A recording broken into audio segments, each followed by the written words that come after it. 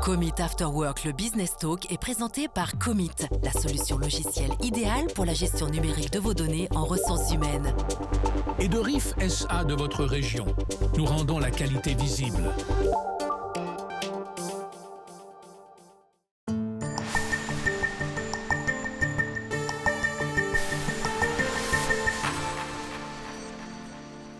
Il est l'un des tout premiers à s'être lancé dans l'e-commerce en Suisse. Moa Samraoui dirige aujourd'hui plusieurs plateformes de vente de produits en tout genre à prix cassé depuis Bienne, où se trouve son entreprise Soco SARL. Alors comment tout a commencé et comment il fait pour s'en sortir dans cette jungle de l'e-commerce? On va lui poser la question. Bienvenue. Bonjour Elena, ça me fait plaisir d'être là, merci pour l'invitation. Merci d'avoir répondu présent. Ça me fait présent. drôle d'être ici chez Télébilingue à Bienne. On a fait d'autres plateaux, mais c'est la première fois que j'ai cet honneur. On est très content de vous Merci accueillir beaucoup. En tout cas. Est-ce que j'ai raison de dire que l'e-commerce c'est un peu une jungle? Oui, bien sûr, c'est une jungle parce que l'e-commerce, ça dépend d'Internet. Internet, c'est mondial. Et puis, vu que ça vient de partout dans le monde, ben, c'est le Far West. Il n'y a presque des fois pas de loi. On est en Suisse, des fois, il n'y a pas de frontières sur Internet. Et puis, vu qu'il n'y a pas de frontières sur Internet, ben, il faudrait faire face à ces hostilités et puis à ces différentes lois qui régissent chaque pays qui est différent. On va entrer dans les détails pour comprendre un petit Avec peu plaisir. qu'est-ce que ça veut dire justement travailler dans ce secteur. Vous dirigez aujourd'hui 5 plateformes de vente d'articles divers en rabais, des montres de luxe, des articles de sport, de l'électronique, du vin. Qu'est-ce que vous ne vendez pas ou pas encore ou plus? Je ne vends pas encore des médicaments, voilà. On fait ça comme ça parce que, oui, c'est pour le petit clin d'œil pour la pharma suisse. Mais oui, il y a les produits qui se vendent bien sur Internet. C'est ce que vous venez de citer. C'est des produits pour les familles, qui touchent les familles, étant donné que nous, on vend exclusivement en Suisse. Voilà, usage quotidien, mais des vêtements plus par exemple? Pas du tout. On en vendait dans le temps, en 2009-2010. Maintenant, on n'en vend plus, tout simplement parce que la concurrence est féroce. À citer des grandes plateformes, je ne sais pas si je peux dire certains concurrents, comme par exemple Zalando, vous pouvez quand même commander et renvoyer. Pour tenir comme la concurrence, on peut parler de Beast Secret, qui est aussi tout simplement, on peut commander autre. Plus les gros players chinois, donc comme Shine, où ils arrivent avec de la fast fashion qui Donc va ça très vaut vite. plus la peine pour vous Pas du de tout. vendre des Et puis vêtements. pour notre côté écolo, ça pollue beaucoup, donc non. Vous avez commencé avec le site radin.ch en 2007, un site bien connu en Suisse romande qui rassemble des actions de grands magasins, des concours, des recettes qui coûtent pas cher voilà, à faire. Et puis vous avez créé groupe2.ch en 2009 et sodil.ch en 2016. Et là, vous vendez justement des produits de tout genre, toujours au rabais. Et puis le dernier venu, c'est sovog.ch où là, c'est des montres plutôt de haut de gamme, des bijoux, etc. J'ai lu quelque part que, je ne sais pas si c'est vous qui avez dit de vous-même, que vous étiez le Robin des Bois de la montre suisse. C'est pas moi qui l'ai dit, c'était le matin dimanche, dans le temps qu'ils avaient fait un article concernant mes activités. C'est correct de dire ça comme ça? L'idée, c'était de démocratiser le luxe, parce que dans le luxe, il y a une certaine hypocrisie. Le produit, il n'est pas accessible, mais les marges sont quand même énormes. Et à un moment donné, certaines classes, les classes moyennes supérieures, ou même les classes moyennes en général, n'ont pas accès à cela parce que c'est le marketing du luxe. Et l'idée, c'est de le rendre accessible avec des rabais. Juste petite rectification, Sovog.ch, il est arrivé au même moment que Sodil.ch en 2016. 2016. Et c'est Boxvini qui a été lancé il n'y a pas longtemps pour donc, des offres spécialement pour le vin. Il était lancé encore cette année 2025. Voilà. On va partir de la base. Alors, comment vous faites pour proposer des produits au rabais? C'est l'ADN d'ailleurs de ce que j'ai toujours fait depuis le début. J'étais étudiant, comme tous les étudiants, on a des petits budgets, on est restreint. Et puis c'est là que j'ai créé Radin.ch en 2007. J'étais encore ici à la HTI BFH où je faisais encore ma formation à Bienne, donc en ingénieur système de communication. Et m'est venue l'idée de Radin.ch pour offrir des bons plans et comment économiser. et aussi rendre la vie plus agréable en faisant des petites économies par-ci par-là. Et ensuite est venue donc la crise financière de 2008, les subprimes que tout le monde connaît. Et puis à ce moment-là, Radin.ch est devenu très populaire en Suisse romande. Il était médiatisé donc dans le téléjournal, dans le temps avec Darius Rochepin, la RTS. Puis après, c'est venu encore les magazines hebdo. Et puis ça s'est enchaîné de la sorte avec beaucoup de parutions médias jusqu'à maintenant encore. Et là, la communauté s'est élargie. Et pour les groupes Tout ou Sodil, où là, vous vendez vraiment des produits, alors là, vous allez acheter chez des fournisseurs qui veulent déstocker, en fait. Comment ça se passe? Voilà, tout au début, donc, avec Groupe Tout en 2009, il fallait quand même approcher les fournisseurs pour voir s'ils veulent travailler avec nous ou pas. Dans le temps, le e-commerce n'était pas connu. Ils voulaient travailler avec les grands magasins qu'on connaît d'ailleurs, Micro, Coop, Mediamarkt, Fust et autres. Et puis nous, on devait se faire une place là-dedans. C'est clair qu'on travaille avec beaucoup de déstockage. Maintenant, les fournisseurs, ils ont besoin de nous, ils ont besoin de travailler avec nous. Avec l'e-commerce, c'est une variante, on va dire, primordiale maintenant chez eux. Ça génère du chiffre d'affaires. Et du coup, c'est clair, chaque jour ou chaque semaine, on a des propositions de produits que nous, on met sur nos sites. Maintenant, comment ça se discute, c'est souvent des fois des déstockages, des fois pas de déstockage parce que la marque, elle veut mettre en avant un produit, que ça peut être donc Sony, Philips, Dyson et d'autres, Koenig.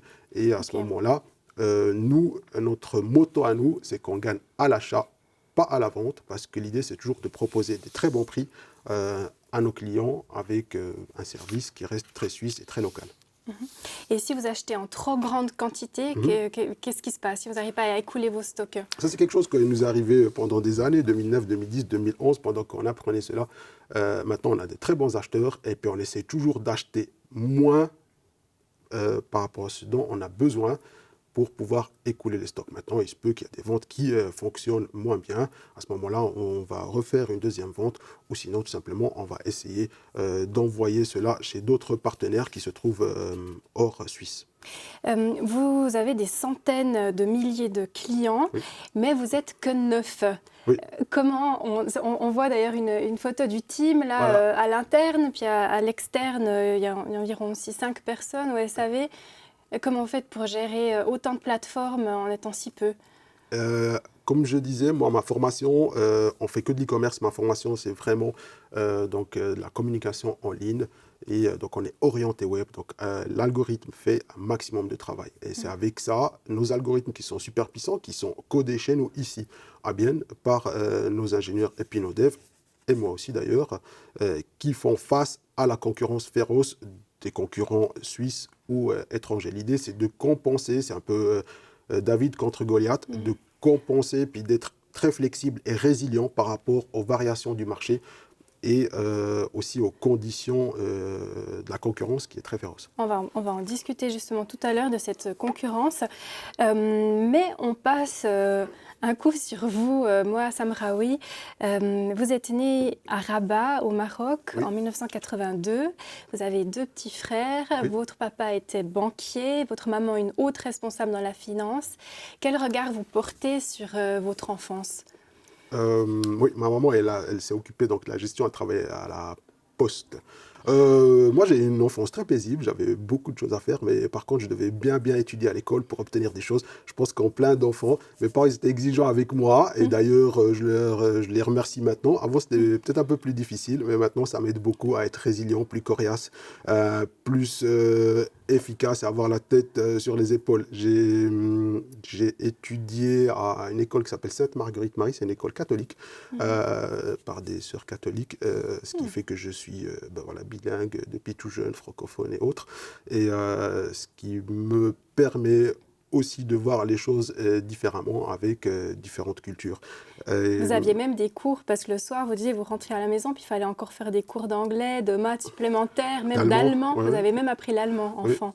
Vous êtes arrivé ici après en Suisse, on va en parler après, et vous saviez déjà l'allemand, quoi. Oui, c'est quand même un plus. Mieux que les Neuchâtelois à Bienne, c'est clair que vous êtes arrivé à Neuchâtel, voilà, c'est juste. Mais c'est vrai qu'on étudiait, il fallait étudier.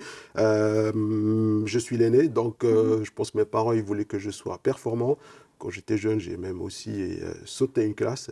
Puis ça, c'était pas facile à vivre, hein, non, pas du tout, parce qu'en fait, on est le plus petit, le plus jeune, et puis les autres enfants et puis camarades sont un peu bon, déjà plus développé physiquement, puis après, si on fait des bonnes notes en classe, ben, on a quand même toujours des jaloux et puis des petites tensions. Mais voilà, c'est du passé. Et puis, je l'ai bien vécu. Je faisais aussi beaucoup de sport, mais pas mon papa, c'est un grand sportif. Ok. Il faisait gardien de but de handball, d'ailleurs. Il a même été à l'équipe nationale du Maroc dans le temps. Et bon, voilà, je devais faire du tennis, de la voile, je devais faire plusieurs activités, des sports de combat, du karaté, de l'aïkido. Il fallait être performant tout partout. faire et Voilà. exceller partout. J'étais fatigué le week-end. Ça, je peux imaginer. Et alors là, vous décidez de partir. Vous n'en pouvez plus, vous partez en Suisse. Non, c'est pas pour ça. Non, Mais vous non. avez décidé de partir en Suisse pour étudier. Et là, vous avez choisi une formation bien spécifique.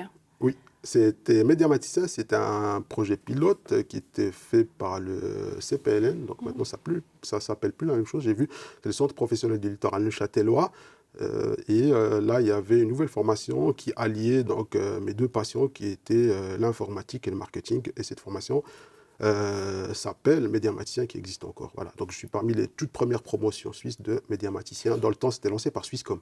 Et vous aviez 17 ans, et puis à côté de ça, bon, vos parents vous payaient vos études, une petite partie d'argent, vous la receviez de la famille, mais il a fallu tout de suite quand même travailler, se débrouiller pour pouvoir se nourrir, quoi. Voilà, j'avais plus parapluie, protection des parents, ce petit cocon douillet, et il fallait quand même aussi faire, je veux dire, des tâches que je ne connaissais pas, donc payer ses factures, payer le loyer, gérer son budget, faire les courses d'ailleurs, et aussi faire plein de petits travaux à côté pour avoir de l'argent de poche, pour se permettre des plaisirs aussi, comme tous les autres amis, et puis camarades de classe. Donc je faisais livreur de pizza, je faisais des nettoyages, je faisais d'autres. Puis ça m'a fait les pieds d'ailleurs, j'ai appris plein de choses parce qu'en fait je ne connaissais pas ce monde-là. Et ça m'a appris beaucoup aussi le contact humain parce que quand j'étais petit, voilà, vu que j'étais dans ma petite bulle à étudier et à performer, j'étais toujours un peu dans mon monde. Voilà. Et alors, radin.ch, comment il faut vous imaginer ça? Vous étiez là, un peu geek, comme ça, sur votre ordinateur le soir, et vous vous êtes dit, non, d'un coup, il y a une idée de génie. Comment ça s'est passé? En fait, à un moment donné, je travaillais aussi donc, à côté pendant que je faisais mes études dans une entreprise d'impression donc, de t-shirts publicitaires. J'étais 2005-2006. On avait des personnes qui venaient souvent nous demander de plus en plus de prix parce qu'il y avait la concurrence chinoise qui arrivait férocement. Et puis nous, dans le temps, on travaillait avec des marques locales comme Sweatshirt et autres. Et j'avais tout le temps des demandes de prix, de rabais.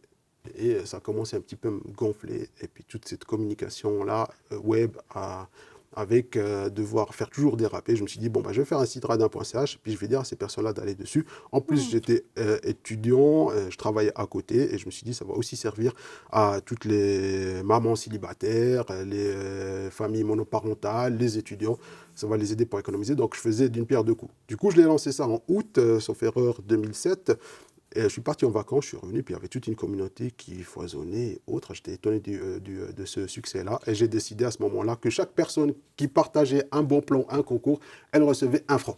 Et à ce moment-là, il y avait la ruée, les personnes venaient pour partager. Puis voilà, donc on leur donnait. Dans le temps, il n'y avait pas aussi tous ces paiements en ligne et autres. Donc je devais trouver toujours des moyens pour leur envoyer de l'argent. Et après, j'avais aussi le souci qu'en fait, si je donnais toujours de l'argent à toutes ces personnes-là, il fallait faire des déclarations d'AVS et autres. Alors, on leur donnait des bons d'achat chez Manor, Coop, Micro et autres. Voilà. Et ensuite, quand vous avez développé votre business model, peu à peu, en créant d'autres plateformes, vous êtes aussi confronté à d'autres problèmes. C'était la livraison, la poste même ne savait pas comment faire pour s'en sortir avec ces colis de différentes tailles. Voilà. Elle est venue chez vous. Exactement. Donc, Groupe Tout Passage, il est venu après Radin.ch parce qu'on avait une communauté qui est très active, qui cherchait des bons plans, des idées pour économiser et pouvoir acheter son Dyson, pas à 600 francs, mais pouvoir l'acheter à 300 ou 400 francs. Alors, on s'est dit qu'on allait leur proposer ce service-là, qu'on allait se remuer pour leur trouver des bonnes offres, d'approcher les fournisseurs et puis leur dire, voilà, on a une grosse communauté, est-ce que vous voulez vendre vos produits à cette communauté-là? Donc, c'est pour ça qu'on a créé Groupe Tout.ch, qui est donc le petit frère de Radin.ch, qui est uniquement informatif. Et vu qu'on a commencé à avoir une fois une table, un verre, une brosse à dents, un parasol. En fait, la Poste, ils avaient dans le temps que deux formats. Le paquet 1, le numéro 1, le 2, le 3, puis le 4, et puis c'est tout. Donc, ils ne savaient pas, on va dire, cette nomenclature de produits par rapport au poids, la dimension, comment faire. Alors, ils sont venus chez nous, ils sont restés une semaine à observer le flux d'articles différents que nous avons, qu'est-ce qu'on doit expédier pour comprendre, afin d'ajuster chez eux à Dayan, au tri, et je pense qu'il y a aussi Eusingen, sauf erreur, pour pouvoir faire de la livraison. Et dans le temps, encore une fois, il n'y avait pas beaucoup de e-commerce, c'était pas connu en Suisse, c'était bien connu aux États-Unis, en France, en Europe, en Allemagne, mais pas très présent en Suisse. Il y avait Grouptour.ch, il y avait MyStore.ch, il y avait E-Boutique qui n'existe plus, il y avait Coca.ch et DeinDeal du côté aussi des Suisses allemands. Donc ils ont choisi DeinDeal, ils sont venus chez nous, Grouptour, et puis ils étaient aussi à Genève chez MyStore pour comprendre ça. Vous faites partie de l'histoire de l'e-commerce, on le comprend bien dans ce que vous dites en Suisse. Vous avez 20 ans d'expérience. Vous avez vu beaucoup d'autres plateformes de vente se casser la gueule, si on peut dire. Disparaître. Et arriver aussi. et arriver. Aujourd'hui, vous avez des gros concurrents, Digitech, Galaxus, en Suisse, mais vous me disiez, en fait, c'est presque des alliés face aux plateformes étrangères, comme Amazon ou Temu. Voilà, c'est que pour moi, comment je vois le commerce, je ne suis pas communiste. Je suis une personne libérale et Galaxus, Group2, SoDeal, d'autres sites qui existent aussi de vente, Digitech, Brac et autres, participent à dynamiser le marché. Donc participent aussi à amener des offres sur le marché, à retenir l'attention des clients et à populariser quelque part les ventes en Suisse. Avant Internet, les gens n'achetaient pas. Ils avaient peur de se faire pirater et autres. Ce sont des alliés parce qu'en fait, ils ont les mêmes règles que nous. Ils doivent payer l'AVS, ils doivent payer le deuxième pilier, ils doivent payer les loyers, les salaires comme nous. Contrairement à des plateformes étrangères, que ce soit par exemple en France, Boulanger ou Autos Deutschland ou Temu ou AliExpress ou Shine, ils ne payent pas, souvent ils ne payent pas la TVA en Suisse, souvent ils ne payent pas les mêmes taxes. Disons par exemple, si maintenant on vend un pull qui vient de Chine, nous si on l'importe depuis la Chine, on a des taxes sur le textile, après on a la TVA, on a les frais de dossier, de déclaration et autres. Plus après le stockage qui est ici, plus on va dire les loyers et les salaires. Le même produit, s'il vient de Chine directement, ces plateformes-là ne payent souvent pas la TVA, et ne payent pas les taxes aussi textiles. Donc si vous allez commander directement chez eux, toutes ces taxes-là n'existent pas. Donc l'État ne gagne rien, et c'est aussi ce qui péjore, on va dire, le e-commerce en Suisse, et ce qui fait une concurrence déloyale, c'est le mot. Et justement, vous avez cette concurrence déloyale, il faut faire face à ça. Il y a aussi la hausse des taxes imposées par les USA qui vous pose problème, là aussi, dans le secteur du luxe, des montres. Il y a des rabais aujourd'hui partout. Ça, c'est encore un autre point. À l'époque, quand vous avez commencé, ce n'était pas forcément le cas. Maintenant, partout dans les magasins, en ligne, on est bombardé par ça. Ça pousse aussi à surconsommer, ça pousse à surproduire. La production de ces articles pollue, le transport pollue. Vous en pensez quoi? Vous êtes dans ce secteur-là? Oui. Est-ce que parfois vous vous sentez coupable? Est-ce que vous faites d'autres choix parfois de produits parce que voilà, il y a quand même une éthique? C'est une très très bonne question. Souvent, certaines personnes, ou à juste titre, nous traitent de pollueurs, de consommer local. Bien sûr, après, nous, ce qu'on propose, ce sont des offres, si on arrive, et beaucoup de nos fournisseurs sont des fournisseurs suisses, pas spécialement étrangers, on essaie de travailler avec eux. Maintenant, sans nous ou avec nous, de toute façon, les personnes achètent sur Internet. De plus, il faut savoir, encore une fois, nous, les entreprises suisses, quand on livre, il y a des taxes carbone. Donc, des taxes carbone qui sont récoltées par les entreprises de transport, que ce soit Planzer, DPD, Poste et autres choses, encore de nouveau, que les Chinois ne payent pas. Vous savez que si vous commandez un produit chez nous sur notre site ou sur un site suisse, l'expédition coûte environ, ça dépend de l'entreprise, entre 7,50 francs jusqu'à 10,50 francs à l'entreprise qui expédie. Donc c'est ce que ça nous coûte. Les Chinois, quand ils expédient un produit, ça leur coûte 4 à 5 $, le même produit. Donc ça vient de Chine, donc Ça prend l'avion, ça vient ici et c'est livré. De nouveau, c'est de la concurrence qui est déloyale. Ça, le consommateur, on ne le sait pas. Ils se disent, oui, ouais, juste, oui, bon, voilà, Galaxus c'est cher, Soudil c'est cher, ou Groupe Tout c'est cher. Mais ils ne comprennent pas que les Chinois n'ont pas les mêmes taxes que nous, parce qu'en fait, ça fait partie, pour revenir à la formation de ma mère, et puisqu'elle a fait toute sa vie dans la Poste, c'est qu'en fait, il y a des conventions internationales de poste. Et la Chine est considérée comme un pays, entre guillemets, de tiers-monde. Donc, en fait, ils n'ont pas les mêmes frais. Mais comment vous allez faire alors pour survivre? Je ne sais pas, dans 5 ans, vous serez encore là? C'est quoi la stratégie? Vous savez, je suis là depuis 20 ans. Et puis, je serai là encore dans 30 ans. Ce que nous, on aime bien et ce qu'on sait bien faire, c'est notre côté très suisse. C'est toujours innover et trouver des solutions. Et les gens sont rassurés du fait de aussi commander sur une plateforme suisse. C'est ça que vous me disiez aussi. Exactement. Les entreprises suisses sont des entreprises résilientes. On essaie de trouver des solutions par rapport à, on va dire, à ces nouveaux défis. Vous savez, dans le temps, il y a tout le monde qui commandait chez Wish. Wish, ça en est où maintenant? Ils n'existent plus. Ils ont fait faillite il y a 2 ans maintenant. Donc on n'entend plus parler. Dans le temps, le trend, la mode, c'était AliExpress. On n'entend plus parler maintenant, c'est Temu. Ça existe encore AliExpress. Mais je veux dire, c'est des tendances, c'est des modes. Il faut savoir s'adapter. Il faut savoir amener un service de qualité à un client suisse qui est exigeant, chose que les Chinois n'ont pas encore compris, et d'autres plateformes aussi européennes ne peuvent pas encore comprendre. Nous, on est proche du client, on connaît la psychologie du client suisse. On essaie d'amener ce service-là avec des garanties suisses.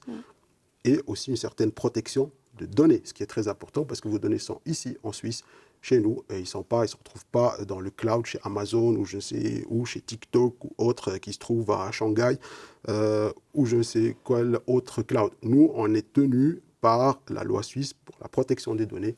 C'est très, très, je veux dire, exigeant, strict. Voilà. Vous êtes aussi actif dans d'autres domaines. Vous n'avez pas que le nez derrière un ordinateur. Et, vous êtes membre du conseil de fondation de l'école de pédagogie curative de Bienne. Vous êtes membre du PLR. Vous me disiez, c'est un devoir... PRR, Parti Radical Roman. PRR, voilà, c'est un devoir civique pour vous. Voilà, j'ai mes activités, j'ai fait mes études ici, mes activités ont réussi ici. De nouveau, la Suisse est un champ et puis un terrain très fertile, les gens sont très sympas, il faut juste avoir la culture de travail et la culture du sérieux. Et la culture travail, c'est très important. C'est là où j'ai travaillé, c'est là où j'ai réussi. Donc ici, j'entends, à Bienne, dans la région. Et moi, j'ai un motto qui dit « On appartient à la terre qui nous nourrit ». Donc c'est ici que je vis. Et si je peux donner de mon temps, c'est ce qui me coûte le plus cher, c'est pas que l'argent. Pour aider la collectivité, c'est ce que je fais volontiers. Pour moi, c'est un devoir civique. Ouais. Vous m'avez dit qu'on vous arrête dans la rue à Genève, à Bâle même, on vous reconnaît. Et par contre, malgré justement aussi toutes ces activités que vous faites à Bienne, on ne sait pas que, voilà, que votre entreprise est basée ici. On vous connaît moins. C'est étonnant. C'est vrai que Radin.ch, je ne sais pas, c'est ce côté un peu, on va dire, 40% suisse romand, 60% suisse allemand. Radin.ch, oui, c'est connu en Suisse romande, peut-être un peu ici à Bienne, mais les gens ne me reconnaissent pas du tout. Mais par contre, c'est vrai, par rapport à des vidéos qui étaient sur Radin, qui étaient sur Sovo, qui sont passées, ou qui sont passées aussi sur Groupe Tout, sur mes activités-là. Les personnes pensent souvent que mes entreprises sont à Lausanne, sont à Genève. Ils n'arrivent pas à se dire c'est à Bienne, parce que pour eux, peut-être Bienne, voilà, c'est pas vraiment le centre battant, le cœur battant de la Suisse, mais c'est vrai qu'à Bienne, il se passe beaucoup de choses. Et c'est pour ça qu'on est aussi installé là, parce qu'il y a beaucoup de richesses, et puis qu'on peut jouer sur ce côté suisse-allemand et suisse-romand. C'est aussi le cas de mes collaborateurs qui sont bilingues. Et ça, c'est très important. Mais c'est vrai qu'ici, c'est la première fois d'ailleurs, je suis même invité à Télé Bilingue, qu'on existe depuis longtemps. On était invité sur d'autres chaînes nationales et internationales, mais c'est vrai que Télé Bilingue, j'étais étonné de recevoir l'invitation. Je vous en remercie. Oui, on n'est pas connu ici, non. Mais on est à la rue du Marché 948. Et parmi vos collaborateurs, il y a justement votre frère qui travaille avec vous. Vous êtes un heureux tonton. Oui. Qu'est-ce que vous essayez de transmettre à vos neveux et nièces? Voilà, il faut croire en ses rêves. D'ailleurs aussi pour les téléspectateurs, il faut aussi ne pas passer beaucoup de temps à réfléchir quand on a une bonne idée pour la lancer. Il faut essayer, il faut tenter. C'est clair, il y a toujours le risque de l'échec. Mais au bout, quand ça fonctionne, ça fait du bien. Et puis, c'est quelque chose, c'est une très belle expérience. Les personnes, la majorité des gens ont de très bonnes idées, mais ils passent 90% du temps à faire des plans pour les lancer. À un moment donné, il faut se lancer. il faut échouer foncer. plusieurs fois, réussir. Moi, je dis toujours, il faut tomber 8 fois et se relever 9 fois pour avoir quand même du succès et des résultats. C'est le cas des plus grands sportifs, c'est le mindset à adopter. Et vos parents viennent souvent en Suisse pour s'occuper aussi des petits-enfants, Oui. pour vous voir. Ils sont fiers de vous, eux, qui vous ont tellement poussé. Voilà, c'est l'arrivée de mon petit-neveu, quand voilà, ma maman qui est là, qui est très contente. Oui, ils sont fiers, ils sont contents. Ils vivent au Maroc parce que pour eux, ils ont une meilleure qualité de vie parce qu'il fait plus beau, il fait plus chaud. Mais ils sont souvent ici en Suisse pour voir la famille. Et c'est vrai que mes parents, qui sont quand même très administratifs quelque part, pour eux, c'est bizarre et différent de voir leurs enfants entrepreneurs qui prennent des risques. Parce qu'on a tout commencé de zéro. Ce n'est pas un héritage entrepreneurial. Ma famille travaille beaucoup dans la gestion et l'administratif. Et pour eux, c'est quand même une aventure qu'ils regardent avec beaucoup d'étoiles dans les yeux. Mais c'est quelque chose qu'ils n'auraient pas risqué de faire. Très bien. En tout cas, je vous remercie beaucoup pour cet entretien très intéressant. Beaucoup d'étoiles dans les yeux à vous et puis beaucoup de bons plans pour la suite. Merci beaucoup. Avec grand plaisir. Ça m'a fait plaisir d'être là. Puis je salue vos téléspectateurs aussi. Merci. Moi, je fais de même. Merci beaucoup de nous avoir suivis et à bientôt pour un prochain Business Talk.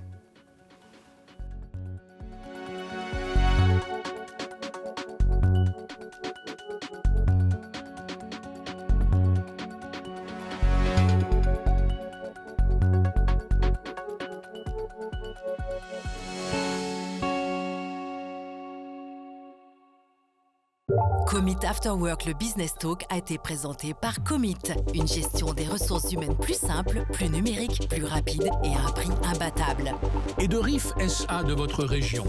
Nous rendons la qualité visible.